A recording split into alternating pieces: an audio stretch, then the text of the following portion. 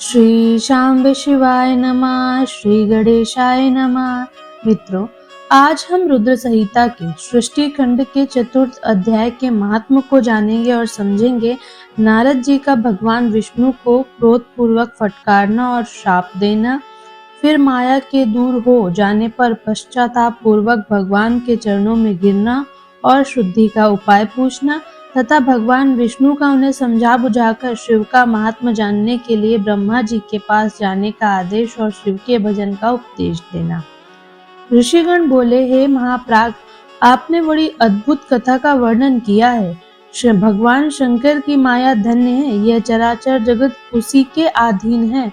भगवान शंकर के वे दोनों गण जब अपनी इच्छा से चले गए, तब काम पीड़ित और अपमान से क्षुद्र मुनि नारद ने क्या किया? सूत जी बोले, शिव की इच्छा से विमोहित राजकुमारी के प्रति विशेष आसक्ति होने के कारण अन्य अर्थ अनर्थ के ज्ञान से रहित मुनि ने उन दोनों को यथोचित शाप देकर जल में अपना मुख और स्वरूप देखा।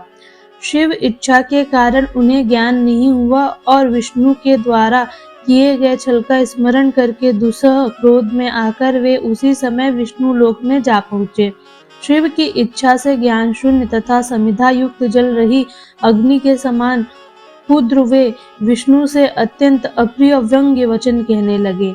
नारद बोले, हे हरे, तुम बड़े दुष्ट हो, कपटी हो और समस्त विश्व को मोह में डाले रहते हो। दूसरों का उत्साह तुमसे सहा नहीं जाता। तुम मायावी हो और तुम्हारा अंतकरण मलिन है।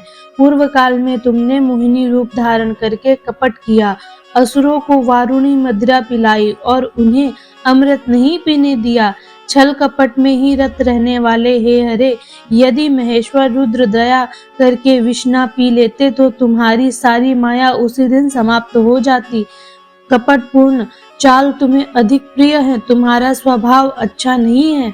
भगवान शंकर ने तुम्हें स्वतंत्र बना दिया है। परमात्मा शंकर के द्वारा की ऐसा करके अच्छा नहीं किया गया और तुम उनके प्रभाव बल को जानकर स्वतंत्र होकर कार्य करते रहते हो। तुम्हारी इस चाल ढाल को समझकर अब वे भी पश्चाताप करते होंगे। अपनी वाणी रूप वेद की प्रामाणिकता स्थापित करने वाले महादेव जी ने ब्राह्मणों को सर्वोपरि बताया है। हे हरे, इस बात को जानकर आज मैं बलपूर्वक तुम्हें ऐसी सीख दूंगा जिससे तुम फिर कभी कहीं भी ऐसा कर्म नहीं कर सकोगे। अब तक किसी तेजस्वी पुरुष से तुम्हारा पाला नहीं पड़ा था, इसलिए आज तक तुम निडर बने हुए हो। परंतु हे विष्णु, अब तुम्हें अपने द्वारा किए गए कर्म का फल मिलेगा। भगवान विष्णु से ऐसा कहकर माया मोहित नारद मुनि अपने ब्रह्म तेज का प्रदर्शन करते हुए गुस्सा से खिन्न हो उठे और श्राप देते हुए बोले, हे विष्णु, तुमने स्त्री के लिए मुझे व्याकुल किया है।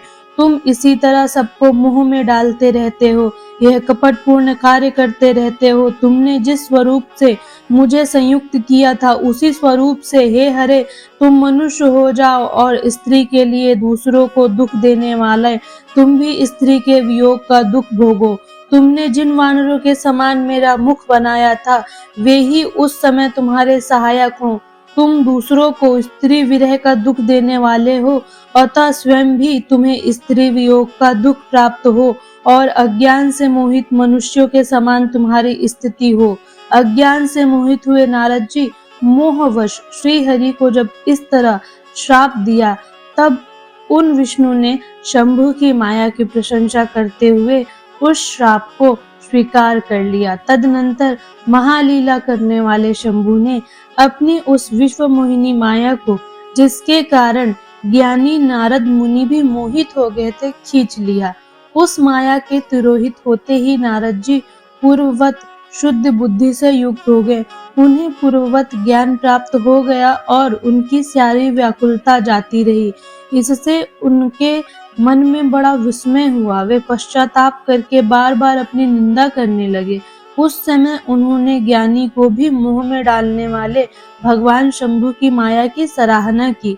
तदनंतर यह जानकर कि माया के कारण ही मैं भ्रम में पड़ गया था, वैष्णव शिरोमणि नारद जी भगवान विष्णु के चरणों में गिर पड़े। भगवान श्री हरि ने उन्हें उठाकर खड़ा कर दिया उस समय अपनी दुर्बुद्धि नष्ट हो जाने के कारण वे बोले, माया से मोहित होने के कारण मेरी बुद्धि बिगड़ गई थी, इसलिए मैंने आपके प्रति बहुत दुर्वचन कहे हैं। हे नाथ, मैंने आपको श्राप तक दे डाला है। हे प्रभु, उस श्राप को आप मिथ्या कर दीजिए। हाय, मैंने बहुत बड़ा पाप किया है, अब मैं निश्चय ही नरक में पड़ूंगा। हे हरे, मैं आपका दास हूँ, अतः आप बताइए, मैं क्या उपाय, कौन सा प्रायश्चित करूं जिससे मेरा पाप समूह नष्ट हो जाए और मुझे नरक में न गिरना पड़े। ऐसा कहकर शुद्ध बुद्धि वाले मुनि शिरोमणि नारद जी पुनः भक्ति भाव से भगवान विष्णु के चरणों में गिर पड़े। उस समय उन्हें बड़ा पश्चाताप हो रहा था। तब श्री विष्णु उन्हें उठाकर मधुर वाणी में कहने लगे, हे तात, खेद मत कीजिए, आप मेरे श्रेष्ठ भक्त हैं, इसमें संशय नहीं है। मैं आपको एक बात बताता हूँ, सुनिए, उससे निश्चय ही आपका परम हित होगा, आपको नरक में नहीं जाना पड़ेगा। भगवान शिव आपका कल्याण करेंगे। आपने मद से मोहित होकर जो भगवान शिव की बात नहीं मानी थी, उसकी अवहेलना कर दी थी, उसी अपराध का ऐसा फल भगवान शिव ने आपको दिया है, क्योंकि वे ही कर्म फल के दाता हैं। आप अपने मन में यह दृढ़ निश्चय कर लीजिए कि भगवान शिव की इच्छा से ही यह सब हुआ है। सबके स्वामी परमेश्वर शंकर ही गर्भ को दूर करने वाले हैं। वे ही परब्रह्म हैं, परमात्मा हैं। उन्हीं का सच्चिदानंद रूप से बोध होता है। वे निर्गुण हैं, निर्विकार हैं और अपनी सत्व, रज तथा तम इन तीनों गुणों से परे हैं। निर्गुण अवस्था में उन्हीं का नाम शिव है। वे ही परमात्मा, महेश्वर, परब्रह्म, अविनाशी, अनंत और महादेव आदि नामों से कहे जाते हैं। उन्हीं की सेवा से ब्रह्मा जी जगत के सृष्टा हुए हैं। मैं तीनों लोकों का पालन करता हूँ और वे स्वयं ही रुद्र रूप से सदा सबका संहार करते हैं। वे शिव के रूप से सबके साक्षी हैं, माया से भिन्न और निर्गुण है। स्वतंत्र होने के कारण वे अपनी इच्छा के अनुसार चलते हैं। उनका विहार, आचार, व्यवहार उत्तम है और वे भक्तों पर दया करने वाले हैं। हे नारद मुनि, मैं आपको एक सुंदर उपाय बताता हूँ, जो सुखद समस्त पापों का नाश करने वाला और सदा भोग एवं मोक्ष देने वाला है। आप उसे सुनिए। अपने समस्त संशयों को त्याग कर आप भगवान शंकर के सुयश का ज्ञान कीजिए और सदा अनन्य भाव से शिव के शतनाम स्तोत्र का पाठ कीजिए, जिसका पाठ करने से आपके समस्त पाप शीघ्र ही नष्ट हो जाएंगे। इस प्रकार नारद से कहकर दयालु भगवान विष्णु ने उनसे पुनः कहा, हे मुने, आप शोक न करें, आपने तो कुछ किया ही नहीं है। यह सब तो भगवान शंकर ने अपनी इच्छा से किया है, इसमें शंका नहीं है। उन्होंने ही आपकी दिव्य बुद्धि का हरण कर लिया था। उन्होंने ही आपको काम का कष्ट भी दिया है और उन्हीं भगवान शंकर ने आपके मुख से मुझे यह श्राप भी दिलवाया है। इस प्रकार उन्होंने संसार में अपने चरित्र को स्वयं प्रकट किया है। इसमें अन्य किसी का दोष नहीं है। वे मृत्यु को जीतने वाले, काल के भी काल और भक्तों का उद्धार करने में तत्पर रहने वाले हैं। मुझे शिव के समान अन्य कोई प्रिय नहीं है। वे ही मेरे स्वामी हैं, सुख और शक्ति देने वाले हैं। वे महेश्वर ही मेरे सब कुछ हैं। हे मुने, आप उन्हीं की उपासना करें, सदैव उन्हीं का ही भजन करें, उन्हीं के यश का श्रवण और गान करें तथा नित्य उन्हीं की ही अर्चना करें। हे मुने, जो शरीर, मन और वाणी से शंकर को प्राप्त कर लेता है, वही पंडित, ऐसा जानना चाहिए, और वही जीवन मुक्त कहा जाता है। शिव नाम रूपी इस दावाग्नि में महापातक रूपी पर्वत अनायास ही जलकर भस्म हो जाते हैं। पूर्णतः सत्य है, इसमें संदेह नहीं है। हे मुनि, आज से यत्न पूर्वक सावधान रहकर विधि विधान के साथ भक्ति भाव से नित्य जगदम्बा पार्वती सहित महेश्वर सदाशिव का भजन कीजिए।